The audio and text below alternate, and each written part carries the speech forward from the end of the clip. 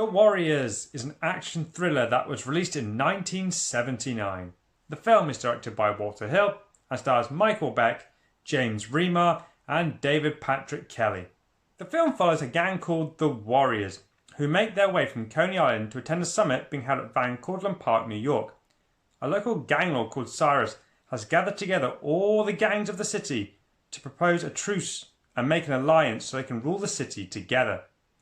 Most of the gangs applaud this idea, but Luther, who is the leader of a gang called the Rogues, shoots and kills Cyrus and then blames it on the Warriors. The police then show up, and amongst the chaos, the Warriors manage to escape. Unaware that they've been implicated for the murder of Cyrus, a gang called the Riffs puts a hit out on the Warriors over the radio, which gets every gang in the city out for their blood. The Warriors' only hope now is to make it back to Coney Island, which is 34 miles away. They will have to fight past every gang in the city and attempt to clear their name in order to make it back home. Kicking off with the good, it's not hard to see why this movie has such a cult following. Walter Hill's directing style has that kind of underground feel to it. Mixed in with the amazing cinematography, the streets of New York feel very dark and gritty and not a nice environment to be in. The lighting in some scenes, mixed in with the damp weather, gives the sequence an eerie texture. Each gang has a unique style and uniform. The movie includes gangs such as the Turnbull-ACs,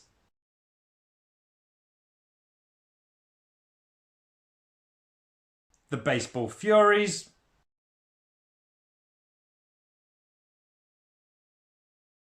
the Riffs, yeah!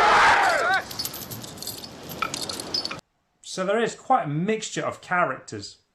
The scene where Cyrus delivers a speech and his idea for all the gangs to rule the city is a great sequence. Can you dig it? Can you dig it?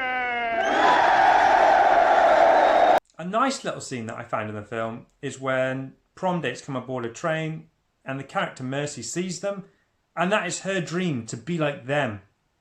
And she puts her hand up to change her hairstyle, and Swan, who's the leader of the Warriors, stops her in a way to say, like, no, you don't need to change because of them. And I just found this a nice touching moment between the two characters. Another iconic scene in the movie is where the Warriors come face to face with the Rogues, and Luther gets the Coke bottles and begins to shout, Warriors, come out to play. Warriors, come out to play. My mixed aspect on the film is Luther, who is the leader of the Rogues. His motive for his crimes are weak. He tells the Warriors, I just like doing things like that sometimes, which is not a strong motive at all. There are two sequences in the film where Luther is on the phone to somebody, and we never find out who. It would have been nice to know, was the whole thing set up from the beginning? I guess we'll never know. My negative aspect on the film, with all the interesting characters throughout the movie, including the Warriors, there really isn't anything in the way of character development. How long have the Warriors been together? How long have they been at Coney Island? You don't really learn much about the characters, so you don't really care when the gang starts to lose some of its members. Another issue I have is when Cyrus is killed and the Warriors are accused of his death. Everyone takes the word of one person who looks like a fucking crackhead. Then all of a sudden, everybody is out for the Warriors. My final thoughts. I highly recommend The Warriors. It's incredibly well directed by Walter Hill, and the cinematography captures the city with dark, gritty realism whilst being set in 1970s New York. The plot is a very simple one to follow, but it is full of engaging and colourful characters. The fight scene in the park and in the subway are very well done indeed. My rating for The Warriors is 7 out of 10. Please join me in the comment section below to share your opinions on the movie.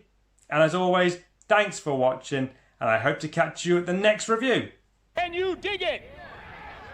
Can you dig it?